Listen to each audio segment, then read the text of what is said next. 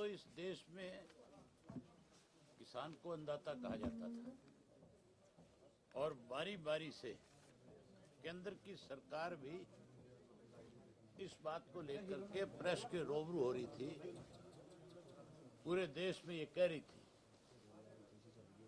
कि हमें इस बात को लेकर के पीड़ा है कि जो देश का अन्नदाता है वो आज -डिग्री के टेम्परेचर में सड़कों पे बैठ करके धरने दे रहे हैं। लेकिन हमने जो कानून बनाए हैं वो बिल्कुल ठीक है। अगर कानून ठीक होते तो फिर उनको ये बात कहने की जरूरत नहीं थी। लेकिन अब इसको बंद करवाना भाई, ये जो चला रखा है उसको बंद कराओ। ये मशीन ग्राइंडर।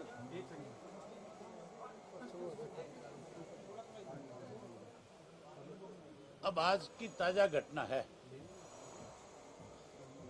कि जो अन्नदाता के लिए लड़ रहा था, आज उसके खिलाफ इस किस्म के मुकदमे दर्ज किए सरकार ने, जिसमें डकैती के शब्द जुड़े हुए हैं, जिसमें लूटपाट की बात लिखी हुई है, जो 395 लगाई है। 395 का मतलब होता है आईपीसी 395 की उसमें किसी ने डकैती मारी, किसी ने लूटपाट करी, किसी ने छीना झपटी करी। जो किसान नेता इस सारे आंदोलन की अगुवाई कर रहे थे उनके खिलाफ सरकार ने 395, 397, 120B के तहत आज मामले दर्ज किए हैं। जबकि जो कल का एपिसोड था सारा का सारा वो सरकार की खुद की एक साजिश थी, एक चाल थी। हमारे यहाँ गाजीपुर बॉर्डर लगता है, दिल्ली के चारों तरफ में बाकी सारे हरियाणा के बॉर्डर हैं और हजारों ट्रैक्टर ने हरियाणा के जो बॉर्डर थे वहां से मार्च किया। कहीं कोई अनहोनी घटना नहीं घटी, कोई छोटा मोटा झगड़ा विवाद नहीं था। लेकिन गाजीपुर का बॉर्डर क्योंकि यूपी का था, यूपी में इनकी अपनी गवर्नमेंट थी, वहां इन्होंने कुछ ऐसे असामाजिक तत्व जो है, जो पिछले कई दिन से ये बारी बारी कह रहे थे कि इसमें आंदोलन में कुछ ऐसे लोग हैं जो कोई ना कोई गड़बड़ करेंगे। लेकिन किसान संगठन के जो लोग थे उन्होंने तो एक एक ट्राली पे भी पहरा दे रखा था। ट्राली में जो बैठे हुए लोग थे उनमें एक की जिम्मेवारी होती थी भी बाकी सब सो जाओ, एक आदमी सारी रात पहरा देगा, कोई असामाजिक तत्व हमारे बीच में न आ जाए। वहां तो बहन बेटियां सो रही थी, कोई विवाद झगड़ा नहीं था। वहां छोटे छोटे बच्चे सो रहे थे, उनको कोई तकलीफ नहीं थी। वहां 85 साल के बुजुर्ग सो रहे थे, उनको कोई तकलीफ नहीं थी। लेकिन कल इन्होंने जानबूझ करके कि इस शांत प्रिय जो आंदोलन चल रहा है, जो आज दुनिया का सबसे बड़ा आंदोलन हो चुका है, कैसे इस आंदोलन में तोड़ फोड़ की जाए, कैसे इस आंदोलन को खत्म किया जाए, इसके लिए यूपी की साइड से कुछ असामाजिक लोगों को लाने का काम किया और उन्होंने फिर इस किस्म की अफवाहें फैलाई कि जो नौजवान उस आंदोलन का हिस्सा था वो भावुक हो रहा था और वो उनके बहकावे में आकर के ही कहीं लाल किले पे गया। लाल किले पे जाने के बाद जो शरारती थे उन्होंने तो अपनी शरारत कर ली, जो सरकार का षड्यंत्रकारी था उसने अपना काम किया। लेकिन जो किसान एक्चुअल में गया था, आपने देखा होगा, आखिर जब वहां से किसान उस जगह को खाली करके अपने अपने घर की तरफ लौट रहा था, अपने आंदोलन वाली जगह पे लौट रहा था, तो उसने नेशनल एंथम बजाया, राष्ट्रगान वहां गाया गया और राष्ट्रगान गा करके उस तिरंगे को उन्होंने सलूट करके और उसके बाद फिर वो अपने अपने घर की तरफ गया। आज क्योंकि सरकार की, बीजेपी की हमेशा ऐसी सोच रही है कि लोगों को धर्म के नाम पे, जाति के नाम पे, मजहब के नाम पे जरूर बांट लिया जाए। इसी तरह गुजरात के अंदर इन्होंने किया था। गुजरात में जो दंगे कराए गए थे एक बारी, गोधरा जो कांड हुआ था, आज भी उसको लोग नहीं भूल पाए।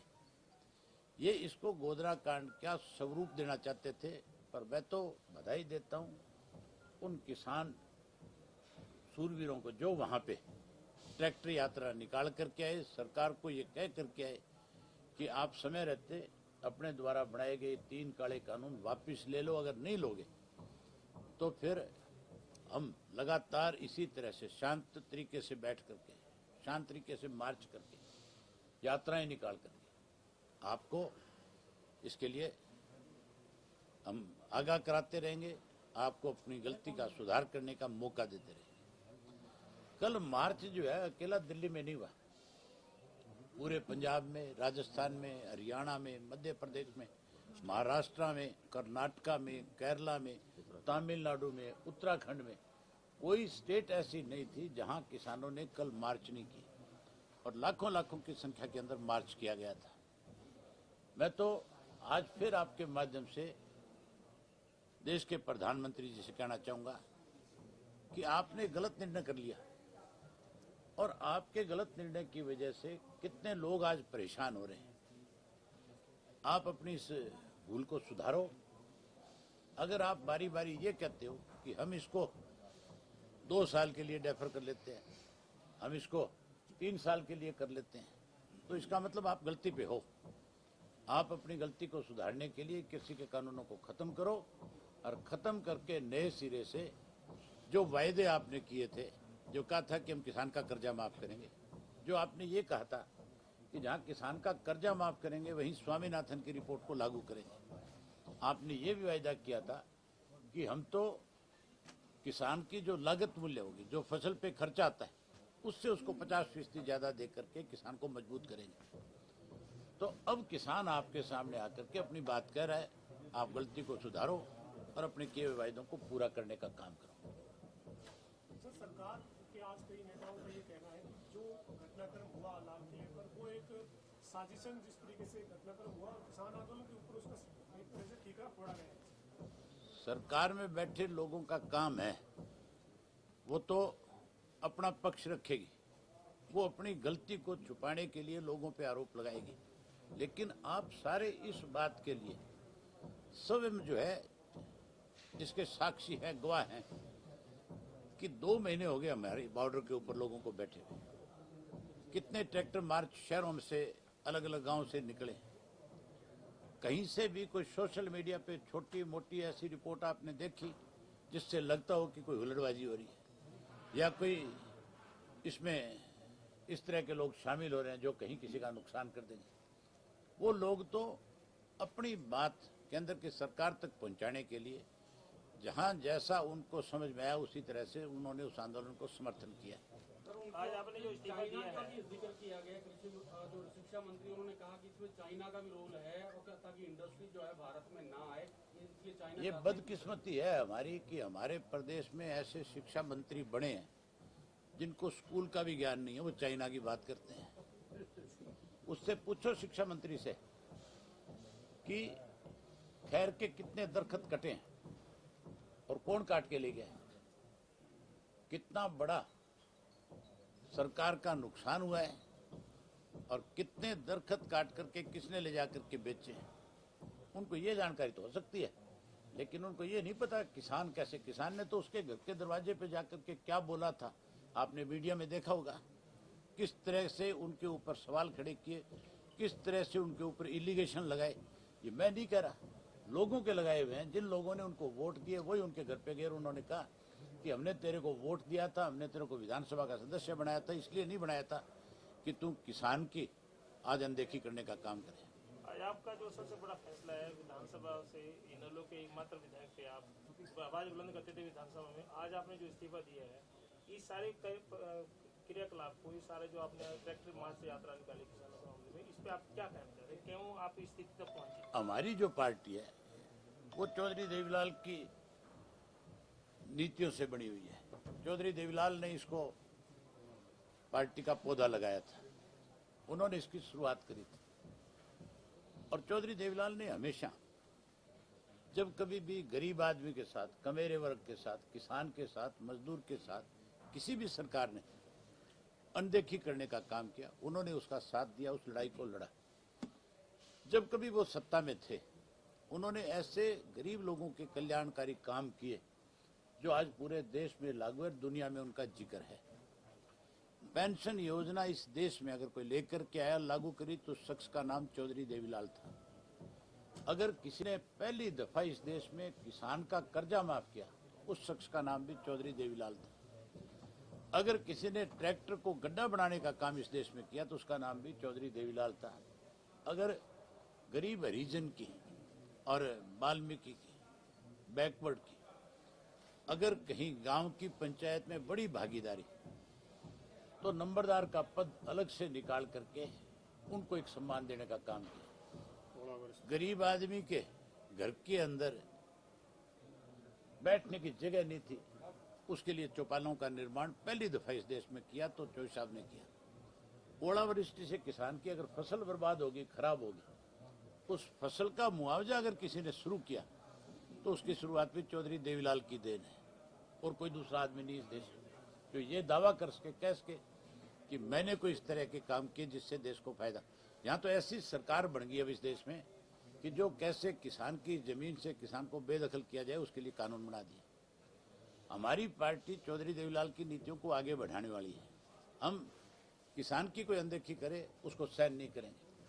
हमने बैठ करके फैसला लिया कि हम उस विधानसभा के सदस्य के रूप में नहीं उन लोगों के साथ बीच में जाकर के बैठेंगे जो किसान के खिलाफ इन कानूनों के लिए प्रस्ताव लेकर के आते हैं, जो उनके ऊपर इस बात की मोहर लगाते हैं। जो विपक्ष के लोग हैं वो वॉकआउट करके भागते हैं।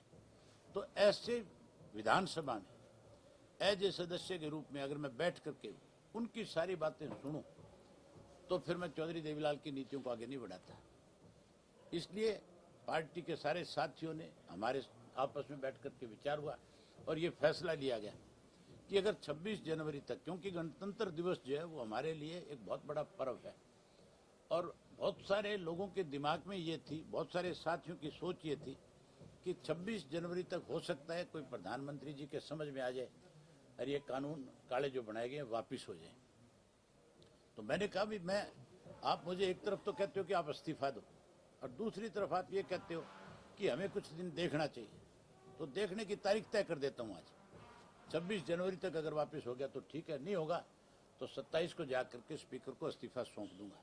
मैंने 2 दफा इस्तीफे स्पीकर को पहले भेजे, लेकिन स्पीकर साहब ने क्यों नहीं मेरे इस्तीफे को उस वक्त ये कहा फोन करके मुझे, या आपको नहीं बताया कि भी उनका इस्तीफा मेरे पास आ, अगर मैं इस इस्तीफे को वो नहीं 26 तक उनकी जो उन्होंने इसमें कंडीशन लगाई वो नहीं पूरी होगी तो मैं इस्तीफा मंजूर कर लूँगा। उन्होंने मुझे कहा कि आप फिजिकली आकर के अपना इस्तीफा दो। इसलिए आज मैं स्पेशल अपना इस्तीफा उनको सौंपने के लिए आया था और मैं उनका आभारी हूँ कि उन्होंने मेरा इस्तीफा मंजूर किया। अन्य विधायक पहले जो है विरोध जता रहे थे। अब मैं आपको एक चीज और खोल के बता देता हूँ। अब मैं पूरे प्रदेश के अंदर अपना कार्यक्रम रखूंगा और उन हलकों में जाऊंगा विशेष रूप से जिनके 80-85% मतदाता किसान हैं और वहां से किसी भी पार्टी का कोई भी चुन करके आया, वहां मैं लोगों से मिलूंगा और उनको इन कृषि कानूनों की सारी बात खोल करके बताऊंगा। और जो लोगों ने उन हलकों में खास करके जाऊंगा जिन्होंने जाके किसान के साथ खड़े होकर के फोटोएं खिंचवाई और जिन्होंने ये कहा था कि हम आपके लिए त्याग पत्र दे देंगे, अब कहूंगा कि समय आए और वो त्याग पत्र दें। अगर किसान की हितैषी है, अगर किसान की लड़ाई लड़ना चाहते हैं, अगर किसान के साथ न्याय कराने की बात है तो फिर ऐसे लोगों को इस्तीफा देना चाहिए और खास करके उन लोगों को जो चौधरी देवीलाल की फोटो लगाते हैं, या तो वो चौधरी देवीलाल की फोटो लगानी छोड़ दें, अगर नहीं छोड़ते हैं तो फिर उनको इस्तीफा देना चाहिए। इस्तीफा नहीं देते तो वो ना केवल चौधरी देवीलाल के लिए कलंक है बल्कि हरियाणा के हर उस व्यक्ति के लिए वो कलंकित लोग हैं जो चौधरी देवीलाल की नीतियों में आस्था रखते हैं। आपने कहा बॉर्डर और टीकी बॉर्डर भी जाएंगे, आपने पहले मना कर रहे थे वो कि यहाँ आने नहीं देंगे राजनेताओं को, अब आप किसान के रूप में अब आप मुझे किसी ने भी, मैं टीकरी के बॉर्डर पे भी गया, मैं सिंगू के बॉर्डर के ऊपर भी गया, मैं जो राजस्थान का बॉर्डर है शाहजहाँपुर भी गया और दूसरे पे भी, दोनों पे गया, पलवल भी जा गया और यहाँ तक मैं 2-3 बॉर्डर्स के ऊपर तो उन्होंने मुझे बकायदा कहा कि आप आकर के जो भी बात करना चाहते हैं इस आंदोलन के बारे में आप अपनी बात रखें। मैं सिंगू के बॉर्डर के ऊपर तो जहां मेन स्टेज लगी हुई है उसके बिल्कुल सामने बैठ करके लोगों से मिलकर के आया हूं। कोई भी राजनीतिक दल का व्यक्ति, ये जो घड़ियाली आंसू भारे ना कांग्रेस वाले जो कहते हैं हम किसानों के साथ हैं, इनको किसी को वहां तक तो पहुंचना बहुत दूर की बात थी ये तो भूपेंद्र सिंह हुड्डा जी तो किसी में गए ही नहीं, एक में, और वो गया था, वो अपना क्या नाम है उसका, दीपेंद्र, वो गया और उसको जब किसी ने नजदीक नहीं फटकने दिया तो एक जगह कोई हरियाणा के लोग लंगर लगा के बैठे थे, रोटियां बना रहे थे, ये वहां जाकर के रोटियां बनाने लग गए। इसने रोटी भी ऐसी सेक दी, वो भी जल गई। इसको तो रोटी भी नहीं सेकनी आई, गया तो रोटी सेकने था पर उसने फूंकी आया। आपने जो बड़ा विषय, मैं कोई भी ऐसा बॉर्डर नहीं था जिस बॉर्डर पे गया हूं और लोगों ने मेरा स्वागत ना किया हूं, लोगों ने मेरे साथ सभ्य तरीके से बात ना करी। टीकरी के बॉर्डर के ऊपर भी एन आखिर तक जहां मंच था वहां गया और वहां लोगों ने संबोधित करते हुए, मैं गया तब तक समय हो गया था उसको खत्म करने का, उसके बाद भी 1 घंटा उन्होंने चलाया और मैं जब पहुंचा तो उन्होंने मेरा वेलकम किया। जितने लोग हजारों मेरे साथ गए उनका सबका स्वागत किया और ये कहा कि हम आपका स्वागत करते हैं कि आप हजारों लोगों के साथ आज हमारा समर्थन करने। मैंने कहा समर्थन नहीं, अपनी जिम्मेवारी निभाने हैं। अभय जी आपने कहा समर्थन तो वो लोग करते हैं जो सुबह जाकर के समर्थन देते हैं, शाम को घर आ जाते हैं। मैं उनमें से नहीं था। मेरे तो टेंट लगे हुए, आज भी जाकर के देख सकते हो। सैकड़ों टेंट तो सिंगू बॉर्डर के ऊपर है और सैकड़ों टेंट जो है मैंने इस पे टिकरी बॉर्डर के ऊपर लगा रखे। आज भी वहाँ चौधरी देवीलाल के नाम का लंगर चलता है। आपने कहा कि वो आप ऐसी विधानसभा के सदस्य नहीं रहना चाहते थे जिस सरकार ने कृषि कानूनों के पक्ष में विश्वास मत हासिल कर दो, यहाँ पर उसको धन्यवाद किया हो, क्योंकि अभी इसका विधानसभा का कार्यकाल चल रहा है। आगे इलाहाबाद से फिर आप चुनाव नहीं लड़ेंगे, इसके सदस्य नहीं बनेंगे।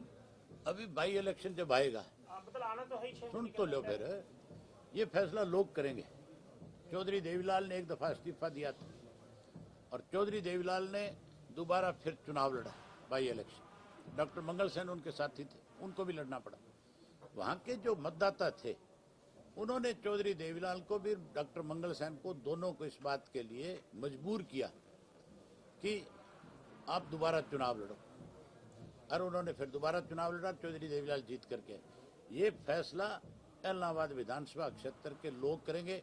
ना आप कर सकते, ना मैं कर सकता, ना कोई मेरी पार्टी का साथी मुझे इसके लिए बाध्य कर सकता। ये मैं टोटल उनके ऊपर छोड़ूंगा। चुनाव आएगा तब देखेंगे क्या होगा, लेकिन चुनाव से पहले हालात ऐसे पैदा कर दूंगा कि इस विधानसभा में कई लोगों के मेरी शक्ल देख करके भी पसीने आ जाएंगे, नाम सुन के भी पसीने कढ़ा दूंगा कईयों के। जो आपकी नई रणनीति है, जो आप विधायकों के और इनके एरिया में जाओगे, कब से शुरू हो रहा कैंपेन या हल्कों में जाने का? बस अभी मैं इन सब साथियों को मैंने कहा है कि अपने आराम से ऑफिस में बैठ करके इस पे चर्चा करेंगे, कार्यक्रम जल्दी तय करके लोगों के बीच में जाएंगे। आपका पहले टारगेट सत्ताधारी विधायक मंत्री होंगे या क्या होगा, किस तरह की रणनीति? आज की डेट में तो मैं एक ही था विपक्ष में, बाकी तो सारे सत्ताधारी है। बता दे कौन सा विपक्ष में? भूपेंद्र सिंह हुड्डा को तुम विपक्ष में मानते हो? अगर विपक्ष में होता तो भूपेंद्र सिंह हुड्डा वॉकआउट करके विधानसभा से भागता नहीं। उस दिन जिस दिन कृषि बिल के ऊपर चर्चा होनी थी, उस दिन भाग के गया कि नहीं भाग के गया? इसकी अपनी पार्टी की जो इनकी स्टेट की प्रेसिडेंट है, उसने राष्ट्रीय कार्यकारिणी की मीटिंग में ये आरोप लगाया था हुड्डा पे कि ये कांग्रेस, ये बीजेपी का एजेंट है। ये आरोप लगा हुआ है कि नहीं लगा हुआ? ये आपके अखबारों में, रेडियो में, टीवी पे, सब चैनल पे आया हुआ है। तो फिर तुम मुझे बता तो दो कौन सा विपक्ष का है यहाँ जिसके मैं हल्के में ना जाऊं। यहाँ तो सारे सत्ता पक्ष वाले हैं।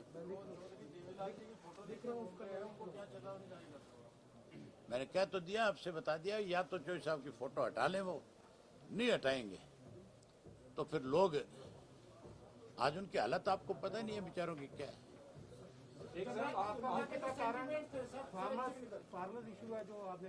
बिल्कुल, मेरा केवल और केवल एक ही किसान को लेकर के, जो आज किसान की अनदेखी हो रही है, जिस तरह किसान को प्रताड़ित किया जा रहा है, जिस तरह से नेताओं पे मुकदमे दर्ज किए जा रहे हैं, उसकी मैं केवल निंदा नहीं करता, बल्कि सरकार जो कर रही है उसके अगेंस्ट मुझे किसी हद तक लड़ना पड़े, मैं उस लड़ाई को आगे बढ़ाऊंगा। पहले ओपी चौटाला जी ने ये कहा था कि मध्यावधि चुनाव हो सकते हैं बड़ौदा चुनाव से पहले। अब जिस तरीके के हालात बन चुके हैं, आप क्या देखते हैं आगे सरकार को किस तरीके से? चुनाव मध्यवर्ती तो तब हो जब कोई विपक्ष का व्यक्ति इस बात के लिए प्रयास करे। इसके पास 31 MLA है, वो तो एजेंट के रूप में काम कर रहे हैं। मध्यवर्ती चुनाव तो यहाँ हालात इस तरह के लोग पैदा करेंगे जिससे होंगे। पर कैप्टन किसानों अमरिंदर की ने जो कहा बात की जा रही थी, किसानों की बात में चल रही थी, तमाम चीजें हुई। मैं ना GTV वालों की शक्ल भी देखना पसंद नहीं करता। कैप्टन अमरिंदर ने कहा है कि ये किसान उसके वहां से वापस आ जाए, क्योंकि इसमें जो कल हुआ है असामाजिक तत्व वहां पर चले गए हैं, इसलिए आपके आंदोलन को इन लोगों ने छवि करने प्रयास करने का दुगुन करने का प्रयास किया, इसलिए वहां से जो असली किसान है वापस आ जाए। ये कैप्टन अमरिंदर का ट्वीट है। जो किसान वहां पे गए थे परेड के लिए, वो अपना अपना ट्रैक्टर लेकर के गए थे, ट्रालियां नहीं ले गए थे। तो वो किसान तो जो ट्रैक्टर से परेड करने गया था, नेचुरल है कि वहां से वापस अपने घर आएगा। जो लोग ऑलरेडी ट्रालियों में बैठे हैं वो आज भी वहां उसी तरह से उस आंदोलन का हिस्सा है। ठीक है, बहुत धन्यवाद। बस हो गया अब तो।